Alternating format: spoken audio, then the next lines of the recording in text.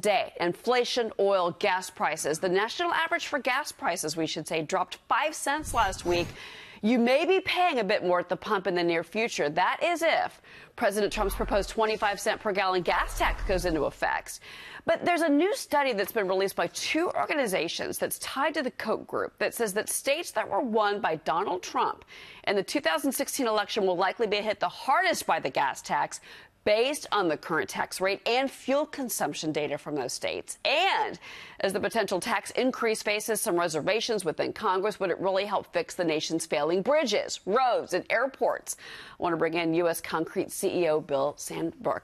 Bill, it's great to have you here. Thank you. Thank you, Cheryl. That is the question, certainly as we approach what could be with this gas tax and that hit to some of these conservative states. The concern could also be that it's a hit to the economy and businesses. Those businesses need to be a piece of the infrastructure story. Sure. Do you see a problem here in the plan? No, let's start. There's consensus on the need. The American Society of Civil Engineers is well documented that we have $2 trillion in backlog of underspending in infrastructure. Now let's go to the realization in both parties' platform, President Trump and Hillary Clinton had a $1 trillion plan in place if they were elected. Now let's say the problem is, how is this funded? Two choices of how you fund this. It can come from other areas of the budget, which now is a competition for priorities of where we spend our money, or it has to come from increased dollars.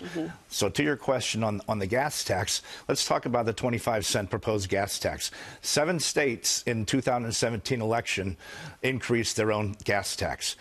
There were 215 ballot measures on the November ballots on increased infrastructure spending. 172 of those passed. 176 of those passed, which was 82%. Americans will support user fees if they understand and have transparency into where their dollars go. Everybody knows the needs. You drive on our highways, you fly into our airports, you drive across the bridge. Yeah. It's not need. Yeah. So now it's funding. Now on a 25-cent increase in the gas tax, and Republicans are deathly afraid if they support it, they'll lose the House. In 2016, New Jersey passed a significant increase in their gas tax. That's right. 61 of those legislators that voted for the gas tax increase and ran for re-election, they all won re-election. Well, and, you know, one of the things that's different about the New York area and other parts of the country, you know, we have tollways here, but that's a normal way of life. You head out west, you head to the middle parts of the country, you head to, it's particularly Texas, Oklahoma. Correct. You know, that is where you have open, free highways. And I think the concern is that is going to change, that you're going to have tollways from coast to coast to pay for what is a very expensive, I think, and ambitious infrastructure plan from the president. On private-public partnerships, I think it's overblown the scope of the ability to successfully put tolls on these rural highways and make them self-sustainable. The administration realizes that. They know that's not one-stop-fit-all.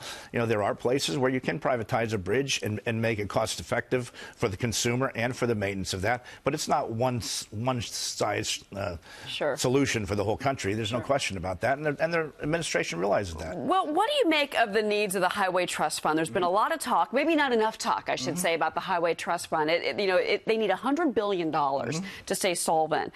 They get money from the gas tax, so a 25-cent gas tax would actually shore up the Highway Trust Fund. That could be a good thing for roads. That could also be a good thing for you, because you're in the concrete business. I got to throw that out. Correct. But let's talk about the policy implications. A 25-cent gas tax will increase the revenues by about $390 billion over the next 10 years, which goes a long way, and plus funding that $200 billion funding gap that we have now. The American consumer, since 1990, spends 35 extra minutes in traffic a day because of congestion and bad roads. A 25-cent gas tax would add, at the end of 5 years, because it's going to be phased in, about $9 per month to the average driver. In the first year, that's only $2 a month to the average driver, and the average savings on maintenance and wear and tear on your vehicle is almost $500 a year. So it also pays for itself. Yeah, well, again, 17% of your business right now is infrastructure. That's correct. I think that might go up a little bit if we get some movement on this plan. Bill, thank you very much for being in here. Bill Sandbrook, great time for you and your company.